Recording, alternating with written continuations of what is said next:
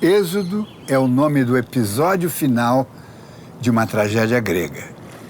Mas também pode ser o início de outra, ainda maior.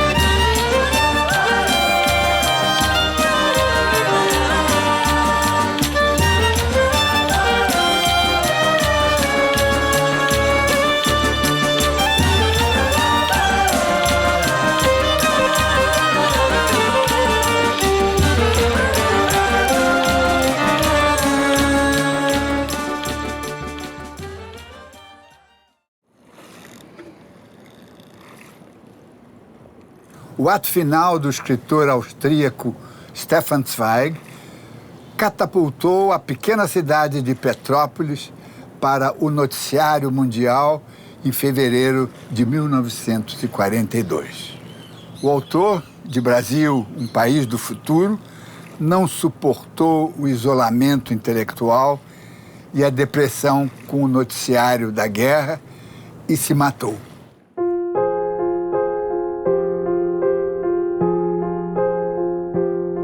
He spoke here in front of sometimes 1,000 or 2,000 people, and he says in his letters, for instance, that there are always photographers around him. So there is a very interesting aspect of Stefan Zweig as one of the first superstars before, let's say, internet or media expansion. And this is very interesting because I think that photography and the photographic representations of Stefan Zweig are very much influencing our perception not only of the person, but also of the literature he has written.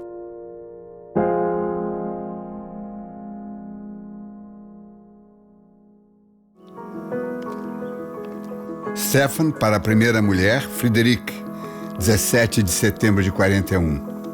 Liebe Friederike, hoje nos mudamos felizes. É uma casa minúscula, mas com um gigantesco terraço coberto. Um pouco fresca agora no inverno e o local é maravilhosamente deserto.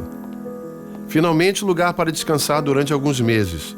E as malas serão guardadas para não serem mais vistas por longo tempo.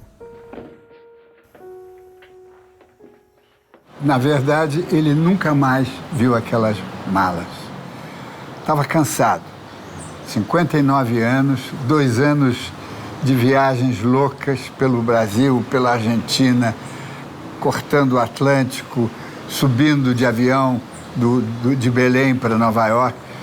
E, sobretudo, a empreitada, a façanha de reviver a sua vida de uma forma quase lunática, delirante, que ele queria terminar a autobiografia. Uma compulsão de terminar suspeita, eu diria, né? E, sobretudo, quando chegou ao Brasil, não queria ficar no Rio de Janeiro, magoado, digamos assim, com a recepção da crítica ao seu livro Brasil, País do Futuro.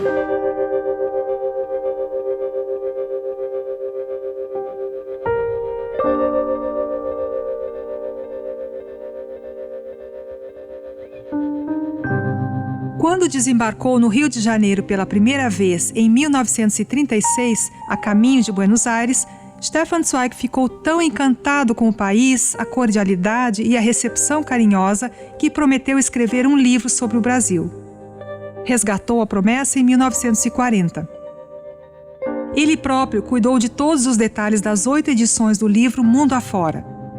Logo depois da publicação, em 1941, Zweig veio definitivamente para o Brasil.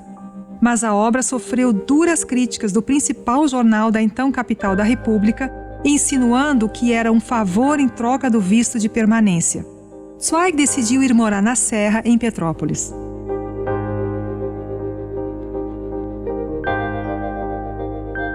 E aqui, no entanto, ao pisar com essa paisagem deslumbrante, ele se animou, ele sempre se animava, ele sempre tinha planos. Ele olhava uma coisa e era uma ideia literária. Chegou aqui com uma agenda bastante substanciosa. Tinha que terminar, retocar a autobiografia, tinha que tocar a do Montaigne, que era um projeto dele pouco anterior, porque completava a trinca de humanistas, não é? Com Erasmo de Roterdã, com o Castellio, e o Montaigne era, digamos, a chave de ouro para ele terminar. Então ele queria fazer alguma coisa, sobretudo porque Montaigne, embora não tenha estado no Brasil, tinha uma ligação com o Brasil, através dos seus ensaios. Então ele tinha isso. E teve uma ideia, provavelmente no navio de volta dos Estados Unidos para cá, de contar a história de uma partida de xadrez.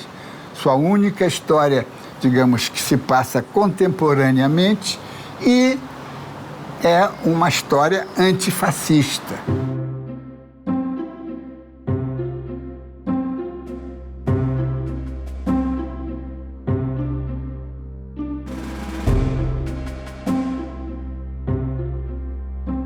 Então, não faltavam desafios, como sempre na vida dele. Tudo para ele era um desafio para ele botar no papel.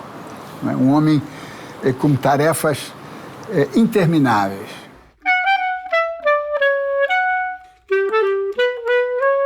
O caso de amor entre Stefan Zweig e o Brasil começou mais ou menos em 27, quando ele se encontrou com o filósofo itinerante, o conde Hermann von Keyserlingk, que percorreu a América Latina e lhe falou muito bem sobre o assunto.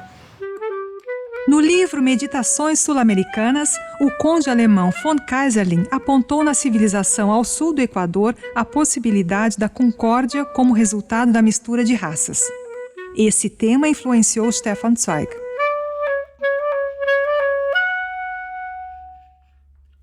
Depois no ano seguinte, ele foi à União Soviética. Ficou encantado com as conquistas sociais da Revolução Russa, mas muito decepcionado com a ditadura, que àquela altura já estava muito forte, muito drástica. E comunicou isso ao seu inspirador e guia, Romain Rolland. Um mês depois de voltar da União Soviética, ele escreve a outro amigo na Argentina, Alfredo Kahn, dizendo que ele queria conhecer o sul da América do Sul. Percebe-se que aqui ele já tinha uma ideia, uma fantasia formada para fabricar a sua utopia. Em 32, ele insiste de novo, já fazendo um roteiro de viagem, pegar o Zeppelin, ir à Argentina, depois voltar pelo Brasil, mas aí o Hitler tomou o poder, as coisas se atrasaram e, finalmente, em 1936, ele vem ao Brasil.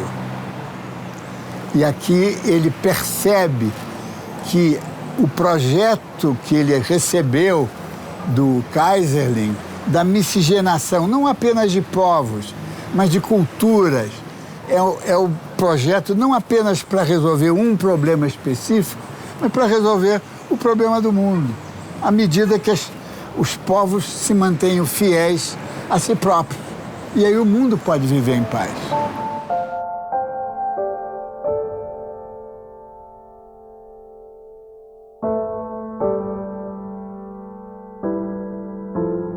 Stefan Zweig ficou 15 dias no Rio de Janeiro, mas foram 15 dias intensíssimos. Ele foi praticamente aclamado onde ia, assinava autógrafos em pedacinhos de papel, em fotografias. Chegou a dizer que ele se sentia uma Marlene Dietrich, tão famoso que ele se sentia aqui no Rio de Janeiro. I'm Arno Giesinger. I'm a photographer, artist working essentially about questions of memory and history. And I'm here on the traces of Stefan Zweig. We are here in the famous Pen Club Brazil in Rio de Janeiro. And I'm just starting a work about the question of Stefan Zweig and his life and his death here in Rio de Janeiro. And I'm especially researching photographs representing Stefan Zweig, because we can say that Stefan Zweig at his time was, let's say, some of the first superstars in literature. He was the most prominent writer of German language at the time. He was, I think, the most translated writer, internationally speaking. And I think he created some kind of a special image of a writer. What was a writer in the 20s and in the 30s? Already in his period in Salzburg, he had what we call in German the Betrieb, some kind of fabric, let's say a production space where he not only produced literature, but he also produced an image of himself.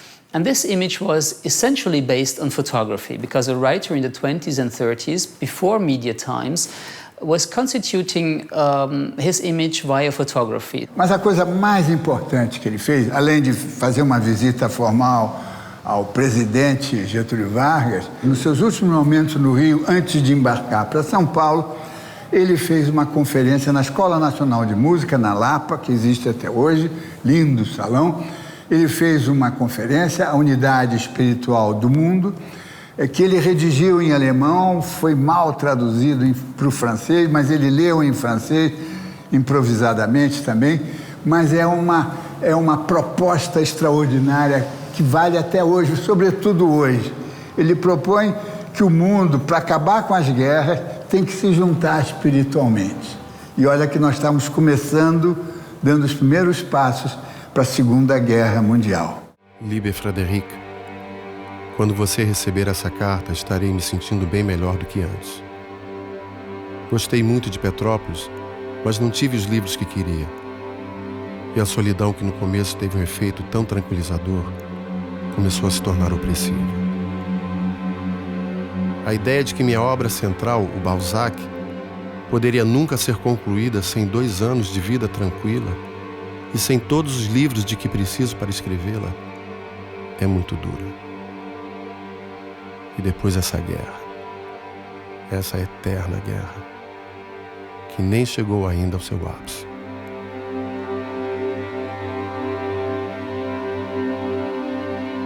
Declaração, 22 de fevereiro de 1942. Antes de deixar a vida de livre vontade, juízo perfeito, uma última obrigação se me impõe: agradecer do mais íntimo a esse maravilhoso país, o Brasil, que propiciou a mim e a minha obra tão boa e hospitaleira guarida. Saúdo a todos os meus amigos, que ainda possam ver a aurora após a longa noite. Eu, demasiado impaciente, vou-me embora antes. Stefan Zweig, Petrópolis, 22 de fevereiro de 42. Ele escolheu morrer, mas está vivo, mais vivo do que nunca. O ressuscitou horas depois do seu corpo ser encontrado aqui nesta casa onde se matou. A carta de despedida em apenas uma página, publicada em todos os jornais do mundo em facsímile, tudo foi pensado, não para que ele, para sua vaidade pós-mortem, mas porque ele queria que a sua contribuição para a paz, contra as guerras, ficasse na cabeça das pessoas. E a produção dele continua, a cada 3 meses uma novidade, um filme, um seriado na televisão, um livro, um fragmento inédito, algumas biografias um pouco apressadas, fantasiadas, e sobretudo um esquecimento sobre a passagem do Stefan Zweig pelo Brasil, que isso não pode ser esquecido. 6 anos da sua vida de 60 anos foram passados ligados ao Brasil. Isso não pode ser ignorado.